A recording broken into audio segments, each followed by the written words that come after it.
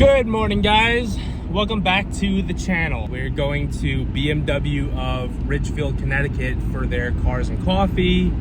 We're going to King Cone right now in Katona, New York to meet up with the squad. Pete's gonna be there in his newly acquired deep jewel green 1,000 wheel horsepower Supra. So it's the first time we're gonna be seeing it. And Andy's gonna be there with the Skyline. Chrissy will be there with his turbo S2000 GPW. We took the GTR today. It's the first time I'm driving this car since we got the Beat. So it's been like 3 weeks, and now that it's getting cold, we're not gonna have a lot of time to be driving this car anymore. So just trying to enjoy it. Look at the man and his new Supra. I love this green. It's better than the other green. I think so. I like this better. I don't even think the other one is pearl. I think this one is pearl.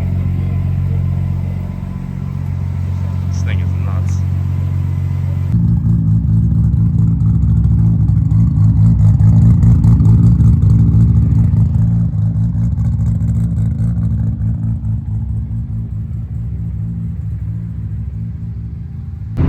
There's Chrissy's S2000. We're on our way to Ridgefield. We're about 15 minutes away. So we saw this pulling in. LS3 swapped. Sounds insane. Cam is nuts. Oh, people get here like 6. Really? Yeah, they get here super stand early. here just to get like the good spots. Well, I mean, it's all good spots. They don't close the lot, so you can show So it's BMW Ridgefield. You can see how cold it is. There's frost over here. So it was below freezing last night.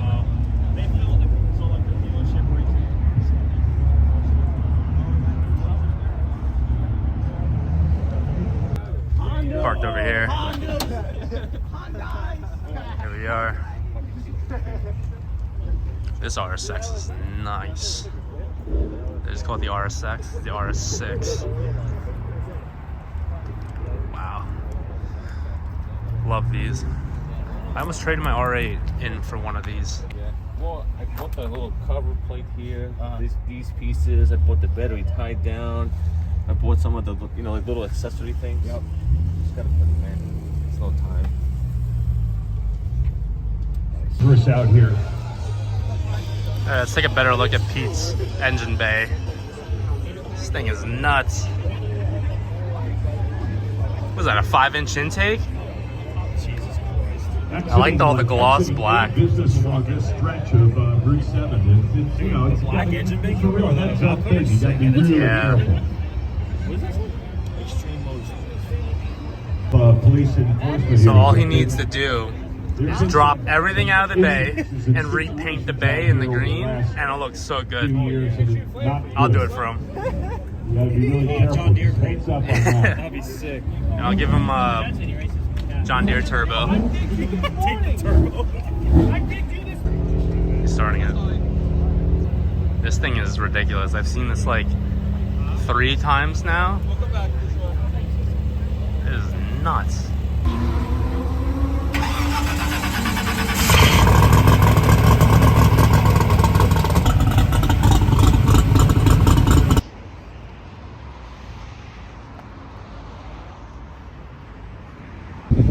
Alright, we're here at Rockland Cars and Coffee. This FD build is insane. Look at the size of this turbo.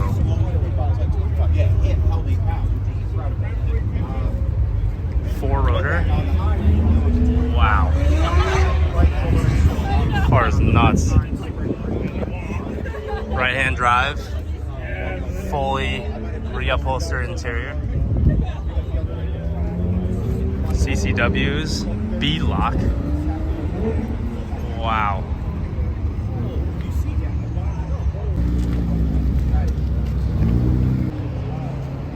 Dang. Accent Racing supercharger. TEs. I always wanted one of these. Always wanted one. EG bubble. So this was like when I was like 16. This was like my dream build car, and I still never had a bubble. I like how he kept his math. It's just chilling. That might be one of the cleanest 991 turbos I've seen.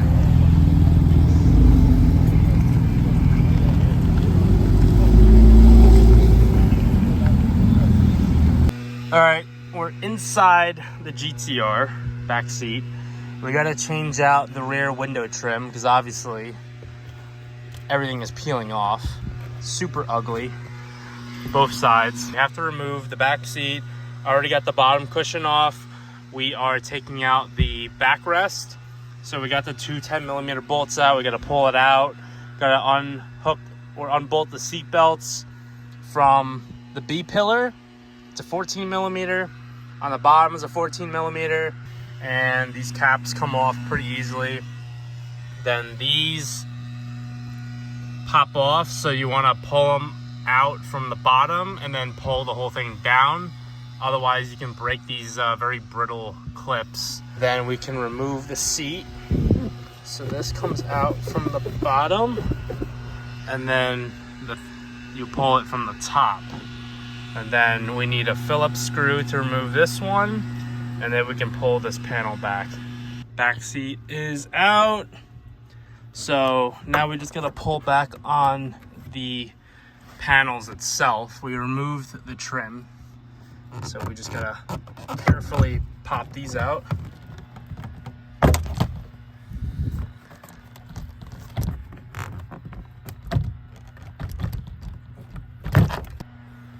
And now we can remove these, also held in by clips.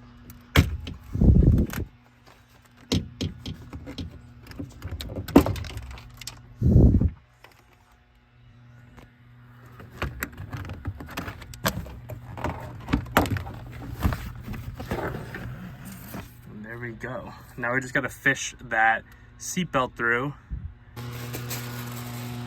Brand new ones. So this one is for the driver's side over there. And as you can see, it's got all new clips. So we can remove all the old broken ones from the body of the car. You can see there's still some of them in there, that white one right there.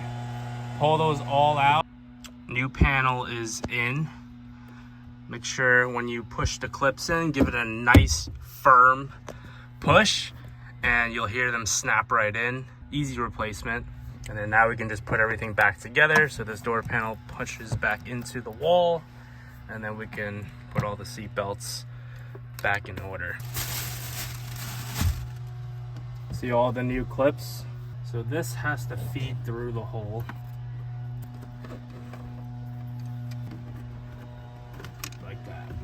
Line up the clips.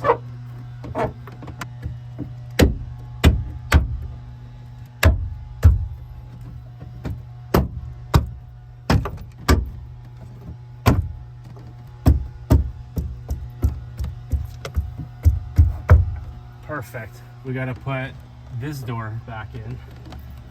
Line up the clips again. Pop them in.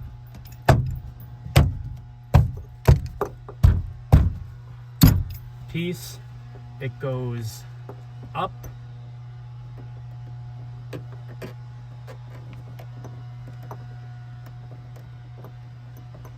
and then down. Seatbelt back in.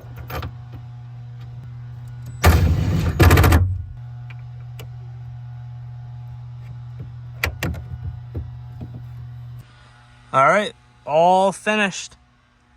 Door panels back on. Seats are in. Beautiful. This looks so much better. I was so angry that the car came like that, and I didn't realize it until the day I picked it up.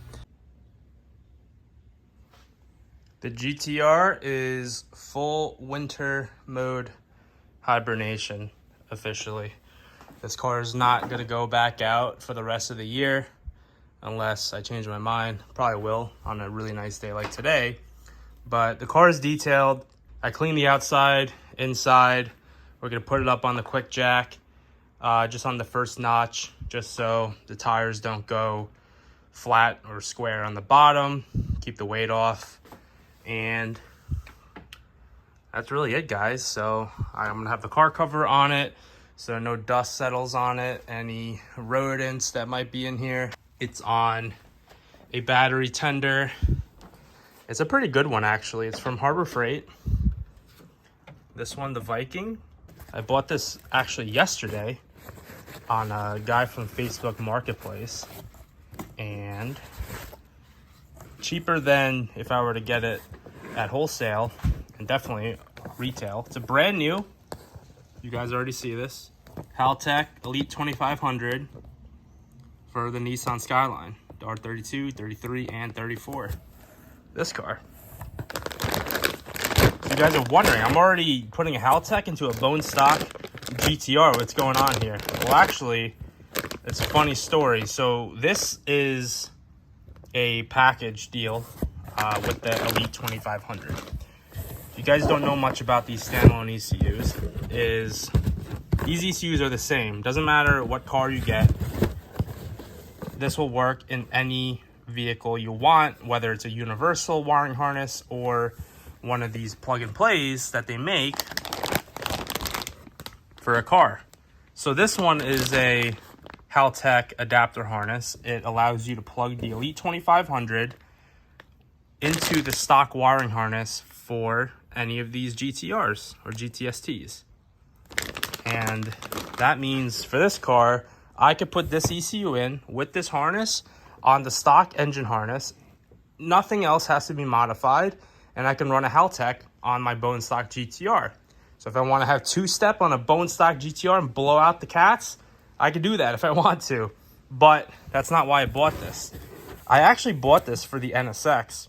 I was looking for just the Elite 2500 because my shop, Streetworks Automotive Tuning, is going to replace my ancient Motec with this Elite 2500, and these retail for about $2,200 for just the ECU, and the jumper harness is like another $400. So retail, I think both of these brand new is around $2,500 because it's cheaper if you buy the two combined versus separately. So at wholesale, obviously I can get these cheaper, but since I got on Marketplace, I was able to get a really good deal on this. It's brand new. It was just opened for pictures. But obviously you can see like this was never installed or used. And to me, it looks brand new, so I'm not worried about it. But yeah, this new technology, I'm going to be able to have a really nice tune, run flex fuel, run different map, two-step, rolling anti-lag, whatever you guys want to call it, rolling launch control. But the Elite 2500 is definitely one of the best standalone ECUs you could buy on the market that's not overly expensive, like the Motec or the Cyvex. Haltech makes one called the Nexus 5, which is like $4,000. So for a street car, this has all the inputs and outputs that I'm going to need. So I don't want something that's overkill, and I don't want something that's not going to support what I need, because they make a 750 Elite. It's like half the price, but the inputs and outputs are a lot less than this one. So I wouldn't be able to run like flex fuel, for example. All right, so I took out the harness just to show you guys what it looks like. This is the dongle, I guess, whatever you want to call it, dock. So all the OEM harnesses go into here from the car. And then on the flip side, these harnesses plug into the Haltech dongle, the 3 here. And then the other 2 plug into here, like that. And then that nipple goes to the intake manifold for your boost reference. So these are just two USBs. This one connects to your computer. I have to double check what this one does, but I believe that's for a flash drive so that you can data log. This one here is a 4-pin CAN. So this is if you want to run any sort of CAN gauge. For example, a 7-inch display for all your gauges. You can connect this directly to the CAN display and you'll be all set. So that's why the Elite 2500 is such a good ECU, is because there's so many possibilities with this. Then it comes with the intake air temperature. So this will go into your intake manifold or your charge pipe before the throttle body. Usually I put this in the charge pipe because the charge pipes are typically aluminum and they don't really hold all that much heat. If you put this into the intake manifold, that is partially what heat soaks, at least on the NSX, and it reads hotter than the air itself going into the intake. So usually the charge pipe is the best place to put one of these. And then it comes with the instructions.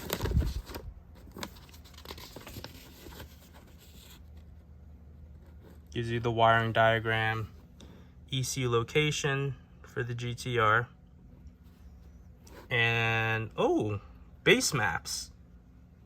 So I think I can actually get a base map from Haltech and just run the car perfectly fine because the car is bone stock. I have literally no modifications on the car, so I might be able to drive it on a base map. I do have to run the vacuum hose somewhere. Cool. Tesla all-wheel drive. All right, guys, so when you buy the jumper harness, it also includes all the instructions for the car specific and also includes base maps. I didn't know they did that, so that's also a great benefit to buying a Haltech. You get a base map so you can start your car and drive it to the tuner. Awesome.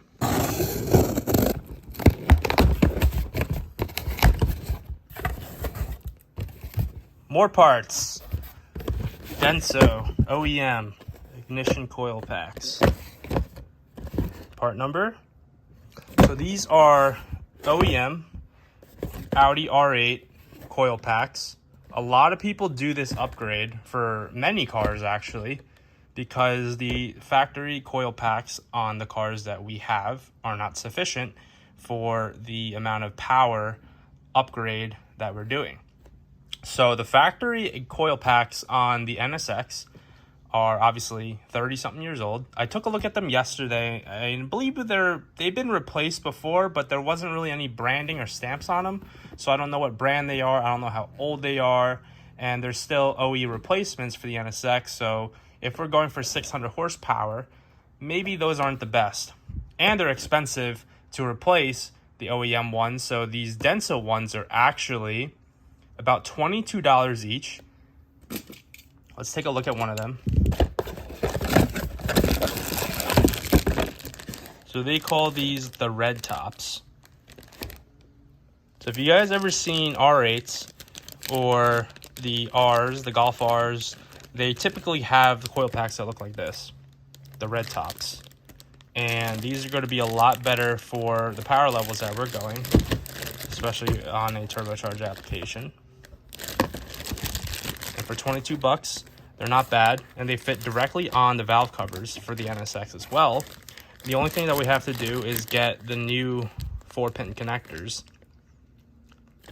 and rewire it to the car. And since we're doing a full new engine harness on the NSX, it's going to be no issue to wire these up to the ECU. We also got a new boost control solenoid. This is a MAC valve, 3-port boost control solenoid. Be careful with these.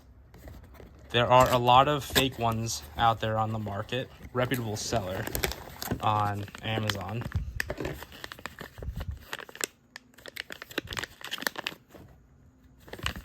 So these are regular 3-port boost control solenoid. 3 ports, as you can see, and 2 wires. Now, a lot of the boost control solenoids on the market are just Mac valves, but rebranded, and people charge like 3 times the price. So, for example, Grimspeed sells ones like this. Cobb sells the ones. Haltech, AEM, they all sell their own boost control solenoids with their name on it, but it's literally just one of these rebranded. They just add their sticker on top of it, and they charge 3-4 times as much. This is like $35, $40, depending where you buy it from with shipping. And the ones from Haltech itself are like $120. So save yourself the money. Buy just a regular Mac valve.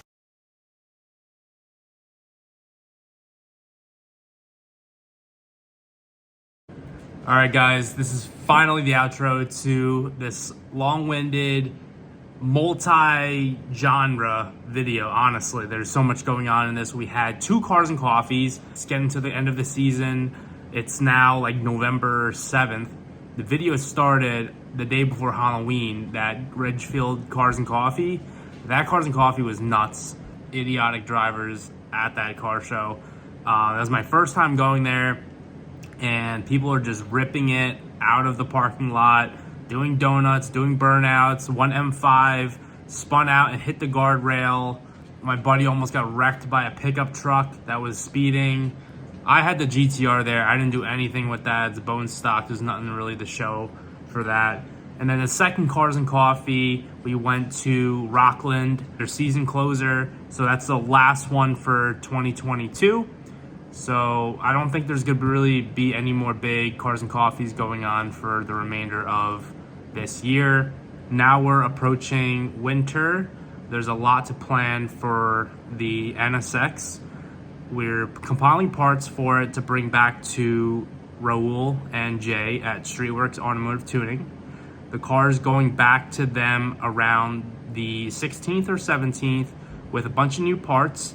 We're going to be chasing a higher power number of around 600 at the crank. So far we have a brand new Haltech Elite 2500. We're replacing that ancient Motec that's in there right now.